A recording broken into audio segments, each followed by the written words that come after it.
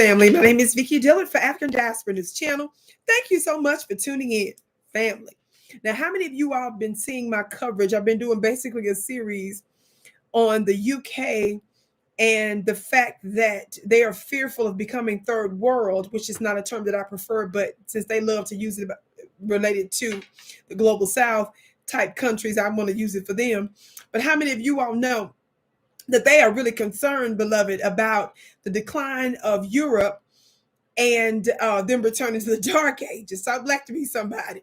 Well, family, I came across this piece, headline here says, from visa free to visa fees. The UK's new requirements for Trinidad and Tobago nationals stirred debate. Yes, family, on March 12th, the UK government instituted changes to its visitor visa requirements for nationals of Trinidad and Tobago, yes, the Caribbean, y'all, this is my Mississippi coming out. I have to make sure I try to say it as correct as possible. I have to slow down, right? The Caribbean nation is a former British colony and a member of the Commonwealth of Nations, right?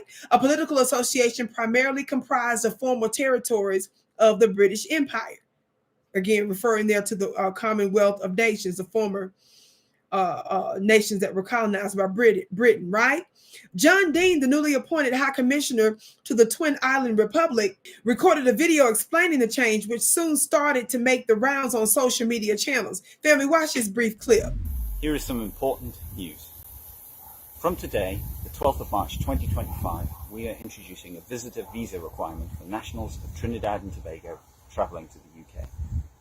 This means that all Trinidad and Tobago nationals must obtain a visa before travelling to the UK for all visits. Trinidad and Tobago nationals will no longer be eligible to travel under the Electronic Travel Authorisation Scheme, and those planning to transit through the UK will now need a direct airside transit visa.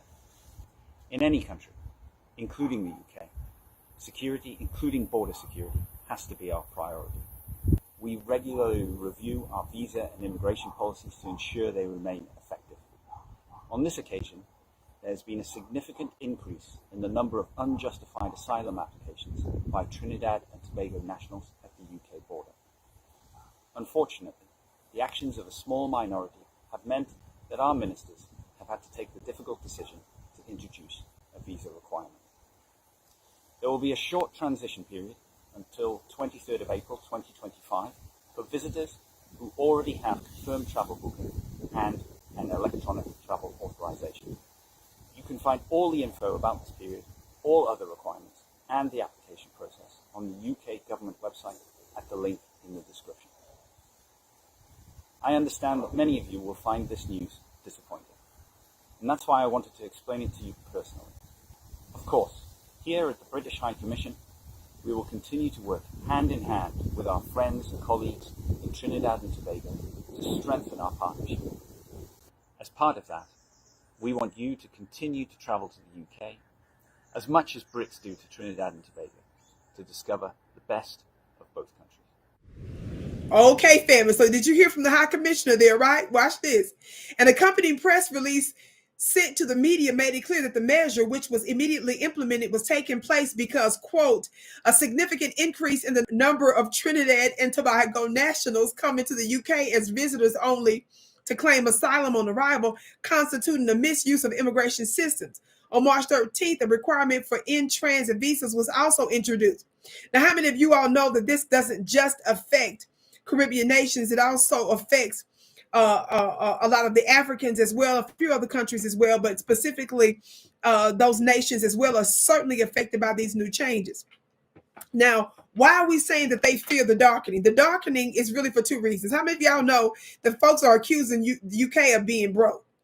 So they're saying that this is a money scheme to raise more money by charging countries, which certainly include our Black family, the diaspora in the Caribbean, and of course throughout the continent of Africa and the nations they're in, charging them.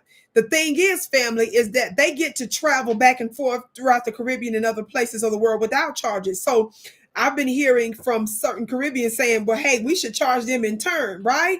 And especially because of their former relationship with Britain, because of our previous financial issues and all this kind of stuff, there was this understanding. So that's a part of that issue there as well. But how many of you know this situation, in my opinion, is twofold? The darkenings that they're worried about, which is why I'm saying they instituted this scheme, has to do with the darkening, meaning they're trying to prevent the darkening returning to the dark ages, where the Black Moors had to come in and teach them how to shower, civilization, and all that kind of stuff. How many of y'all know those are just facts?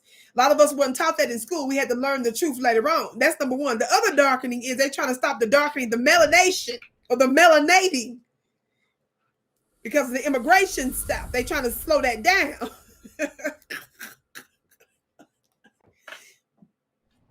I can say more, but this girl from Mississippi is about to stop. Family, be sure to comment below because I was about to go into a laughing fit. Be sure to comment below, family. My name is Vicki Dillard. Be sure to check out my website at vickiplanet.com. I have so many wonderful products and services going on there. Go to the front page so that you can stay tuned. Again, that's VICKIplanet.com.